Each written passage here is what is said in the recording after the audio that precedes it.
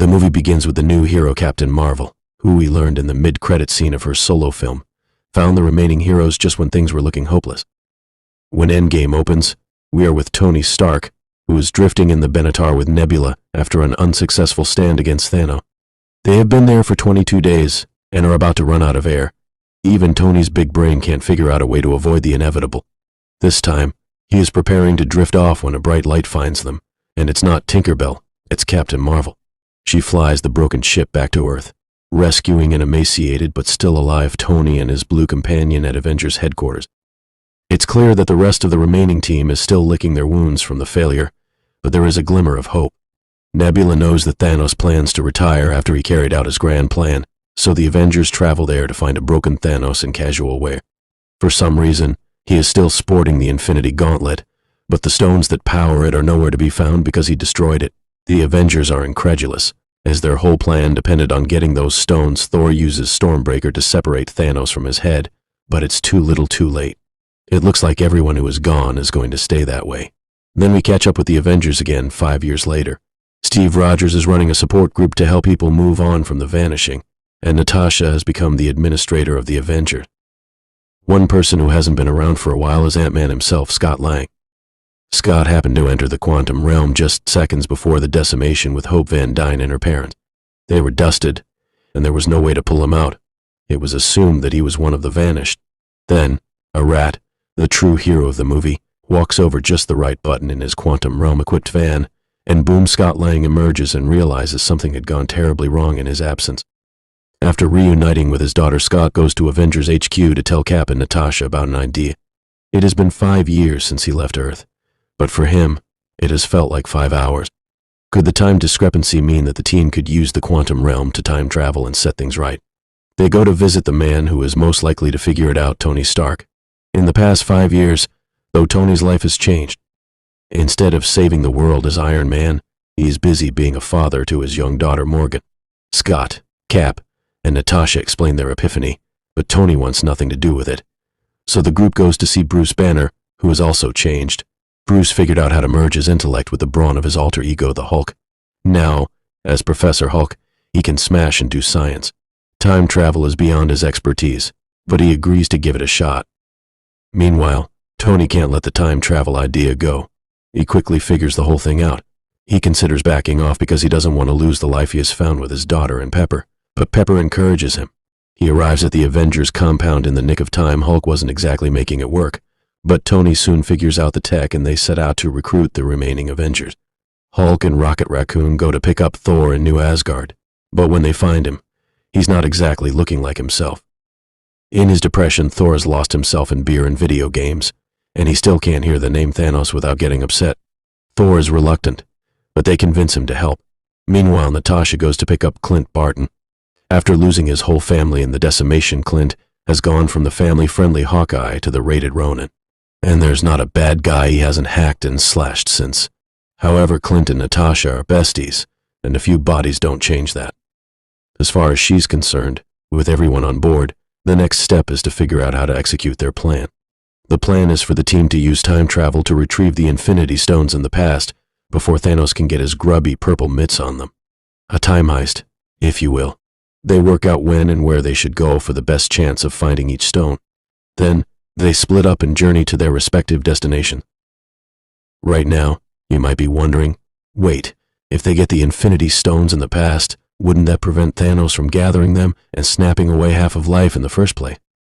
You would think so, but it turns out time travel in Endgame doesn't work like time travel in Back to the Future. You can't change your past for complicated reasons that would require a separate video to explain the mission. Anyway, the gang takes off to 4 places from past MCU movies. The Hulk, Ant-Man, Captain America, and Tony head to New York City and during the big battle in the first Avengers movie. Hulk goes to retrieve the Time Stone while the rest go after the Space and Mind Stones. Fortunately, Cap and Tony know what happened the first time around, so they execute their piece of the time heist with that knowledge in mind. Tony and Scott give past Tony a mild cardiac episode to get the Space Stone. Everything goes according to plan until future Tony gets clobbered by an angry past Hulk. Well, he ends up getting the stones and uses them to escape custody. At first, Cap has an easier time. He retrieves the Mind Stone and Loki's scepter by tricking Jasper Sitwell into believing he's a Hydra agent. Of course, Nothing's that easy. Right Cap is stopped by his younger self and a fight breaks out. Future Cap wins by telling himself a tantalizing secret. Bucky's alive. Meanwhile, Hulk is looking for Doctor Strange, but he's years too early. The Ancient One is the Time Stone's current guardian, and she doesn't want to give it up. After a lot of discussion, Hulk asks the Ancient One why Strange gave up the stone. That changes her perspective, and soon the Time Stone is in Hulk's possession. Thor and Rocket head to Asgard to retrieve the ether, also known as the Reality Stone, from an ether-infected Jane Foster. The plan is for future Thor to distract Jane while Rocket uses a device to extract the stone. However, Thor gets caught up in a conversation with his mother Frigga and doesn't help Rocket. Frigga sets him straight and renews his sense of purpose. Back on Earth, Cap and Tony head further back in time to try again for the Soul Stone. They go to a SHIELD base in New Jersey, and Cap gets to see Peggy Carter, and Tony resolves some of his daddy issues through a conversation with his father. They successfully retrieve the stone. The remaining Avengers make the biggest trips. Natasha and Clint go for the Soul Stone on the planet Vormir, and Rhodey and Nebula head to Morag for the Power Stone. Nebula and Rhodey knock out Peter Quill, and Nebula uses her arm to free the stone. However, her wires get crossed with her 2014 self, resulting in her capture by a younger Thanos. Meanwhile, Natasha and Clint encounter Red Skull, who tells them that to get the Soul Stone, they must sacrifice the thing they love. Since they love each other, one of them must die.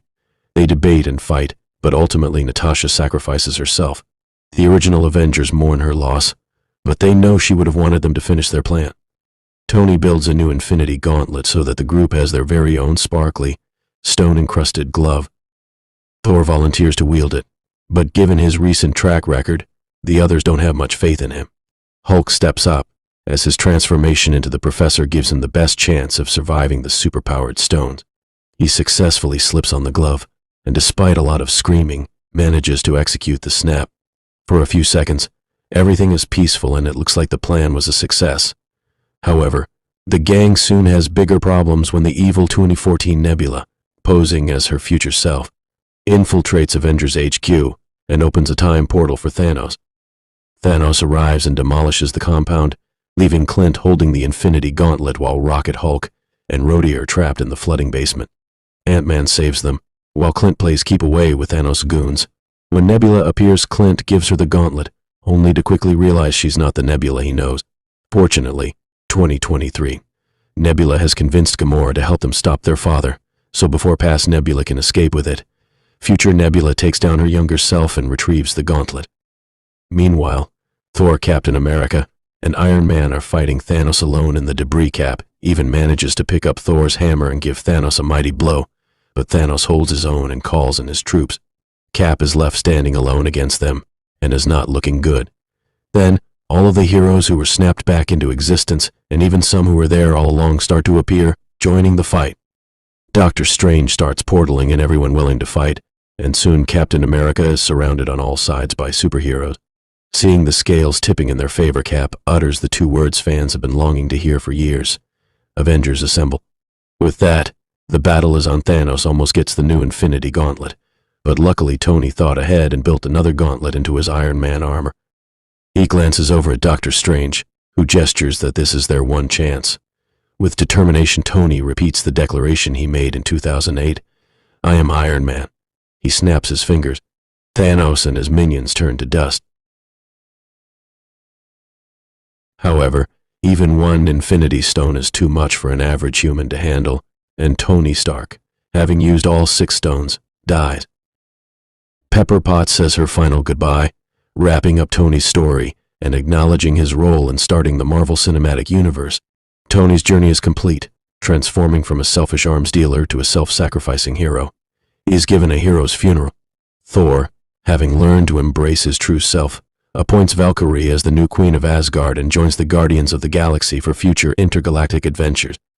Meanwhile, Steve Rogers chooses to return the 6 Infinity Stones to their original times and stays in the past with Peggy Carter. In 2023, an old Steve reappears and passes on his shield to Sam Wilson, declaring him the new Captain America. The movie ends with a bittersweet conclusion, leaving some loose ends for future exploration in the MCU. Thor survives the events of Endgame, potentially leading to another standalone movie or appearing in Guardians of the Galaxy Vol. 3.